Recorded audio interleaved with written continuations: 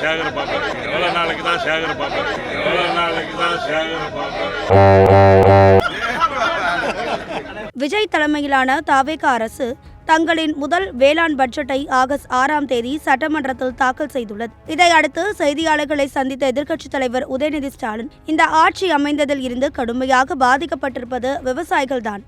அவர்களுக்கு ஆதரவு கொடுத்து அரசுக்கு எதிர்ப்பு தெரிவிப்பதற்காக தான் இந்த கருப்பு சட்டை அணிந்து சட்டமன்றத்திற்கு வந்தோம். திமுக ஆட்சியில் என்னென்ன திட்டங்கள் கொண்டு வந்திருந்தோமோ அதே திட்டங்களை தான் பெயர் மாற்றி புது திட்டங்கள் போல வேளாண் பட்ஜெட்டை அறிவித்திருக்கிறார்கள். காவேரி விவகாரம் குறித்து பேச நாளை ஒத்திவைப்பு தீர்மானம் கொண்டு வர கடிதம் வழங்கியுள்ளோம். அப்போது நிறைய கேள்விகள் கேட்போம். முடிந்தால் தைரியம் இருந்தால் முதலமைச்சர் வாயை திறந்து பதில் சொல்லட்டும். விவசாயிகளுக்கு ஆதரவாக திமுக எப்போதும் துணை நிற்கும் என்றார். இந்நிலையில் உதயநிதி செய்தியாளர்களை சந்திக்கும் முன் நடந்த சம்பவம் ஒன்று சமூக வலைதளங்களில் வைரலாகி வருகிறது.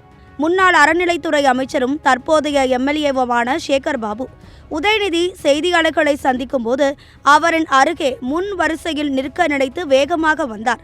ஆனால் அருகில் இருந்த எம்எல்ஏ துரை சந்திரசேகரன், எத்தனை நாளுக்கு தான் சேகர் பாபு முன்னாடி நிற்கிறது என்று கேள்வி எழுப்ப அருகில் இருந்த மற்ற எம்எல்ஏக்கள் சிரித்தனர்.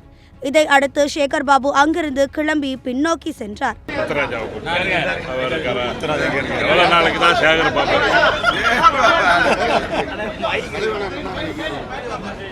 திமுக எம்எல்ஏக்களின் இந்த செயலால் சேகர் பாபு திமுகவில் ஒதுக்கப்படுகிறாரா என்னும் கேள்வி எழுந்துள்ளது. கொளத்தூர் தொகுதியில் திமுக தலைவர் ஸ்டாலினின் தோல்விக்கு சேகர் பாபு களத்தில் சரியாக வேலை செய்யாததுதான் காரணம் என்று தொண்டர்கள் தொடர்ச்சியாக சமூக வலைதளங்களில் குற்றம் சாட்டி வந்த நிலையில் இந்த புறக்கணிப்பு நிகழ்ந்துள்ளது குறிப்பிடத்தக்கது.